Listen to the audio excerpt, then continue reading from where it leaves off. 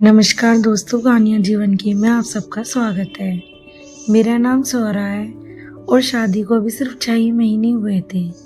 लेकिन इन 6 महीनों में मैंने जितना सीखा था, शायद उतना मैंने अपनी पूरी ज़िंदगी में नहीं सीखा था। मेरी शादी आरव से हुई थी, जो स्वभाव में बहुत शांत और समझदार था। हमारी शादी लव मैरिज नहीं थी, लेकिन फिर भी हम दोनों के बीच धीरे धीरे गहरा रिश्ता बनने लगा था। शुरुआत में सब कुछ बहुत अच्छा था। हम दोनों एक दूसरे को समझने की कोशिश करते थे, छोटी छोटी खुशियों में जीते थे और हर दिन एक नई शुरुआत जैसा लगता था। लेकिन यह सब ज़्यादा दिन तक नहीं चला, क्योंकि शादी के 2 महीने बाद ही सासू माँ हमारे साथ रहने आ गई। उनका नाम विमला देवी था। वो गांव में रहती थी। आरव हमेशा कहता था कि माँ अकेली रहती है, उन्हें अपने पास ले आना चाहिए, और मैं भी इस बात से सहमत थी, क्योंकि मुझे लगा इससे परिवार और मजबूत होगा। लेकिन मुझे नहीं पता था कि ये फैसला मेरी जिंदगी का सबसे बड़ा मोड़ बन जाएगा। शुरुआत में सासू माँ बहुत प्यार से पेश आई। वो मुझे हर काम सिखाती, मेरी तारीफ करती, मुझे अपनी बेटी जैसा महसूस कराती। लेकिन धीरे धीरे उनका व्यवहार बदलने लगा। वो हर छोटी छोटी बात पर टोकने लगी। सुबह उठने से लेकर रात तक सोने तक हर चीज में उन्हें कमी नजर आने लगी। अगर मैं थोड़ी देर से उठती तो कहती, आजकल की बहू कितनी आलसी होती है। अगर मैं आरव के साथ बैठकर चाय पीती तो उनका चेहरा उतर जाता और वो किसी न किसी बहाने से हमें अलग कर देती। मुझे लगा शायद ये सब नया माहौल होने की वजह से है, इसीलिए मैंने ज़्यादा ध्यान नहीं दिया। लेकिन असली परेशानी तब शुरू हुई जब उन्होंने रात के समय में परेशान करना शुरू किया। कभी कहती उन्हें डर लग रहा है, कभी कहती कि उनका सिर दर्द कर रहा है। वो चाहती थी कि आरव उनके कमरे में जाकर सो जाए, या फिर वो खुद हमारे कमरे में आकर बैठ जाती। धीरे धीरे रोज का नियम बन गया। मैं और आरव साथ बैठकर बात भी नहीं कर पाते। दिन भर घर का काम करने के बाद जब रात को थोड़ा सुकून मिलता तो वह समय भी छिन जाता।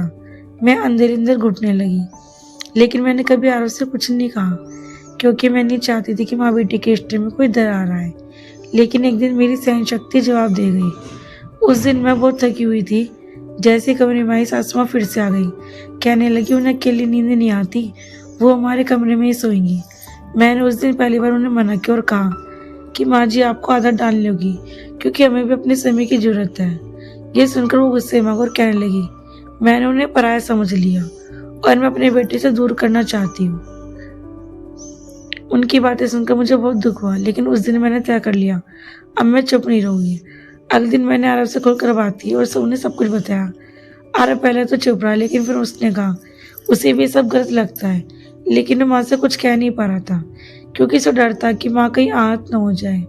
मैंने उससे कहा कि अगर अभी हमें ये बात नहीं सुलझाई तो आगे चलकर ये समस्या और बढ़ जाएगी।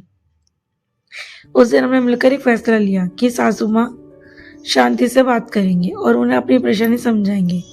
लेकिन हमें नहीं पता था कि ये बातचीत हमारी जिंदगी में तूफान ला देगा। दिन शाम को हमने सासू माँ को बैठकर बात करने की कोशिश की। आरव ने बहुत प्यार से कहा कि माँ, हम आपसे बहुत प्यार करते हैं, लेकिन हमें थोड़ा अपना समय भी चाहिए। ये सुनते सासू माँ का चेहरा बदल गया। उन्होंने तुरंत कहा, उन्हें बहुत समझा जाने लगा। उन्होंने हमें दोष देना शुरू कर दिया कि हमने उन्हें अकेला छोड़ना चाहते हैं। मैंने बहुत समझाने की कोशिश की है, ऐसा नहीं है, लेकिन वो सुनने को तैयार ही नहीं थी। बात इतनी बढ़ गई कि उन्होंने रोना शुरू कर दिया और कहा कि अगर उन्हें हमें पसंद नहीं करते तो वापस गांव चली जाएंगी। ये सुनकर आरव परेशान हो गया। उसने मुझे इशारे से चुप रहने का कहा, लेकिन मैं इस बार पीछे हटने वाली नहीं थी।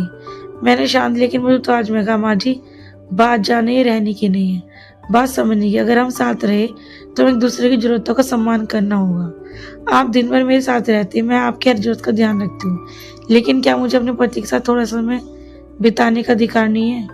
मेरी ये बात सुनकर वो कुछ देर के लिए चुप हो गई, लेकिन वो फिर बोली कि उनके जमाने में ऐसा नहीं होता था। वो सिर्फ घर संभालती थी, अपनी इच्छा को भूल जाती थी। मैंने मुस्कुरा कर कहा, माँ जी, जमाना बदल गया, अब रिश्ते बराबर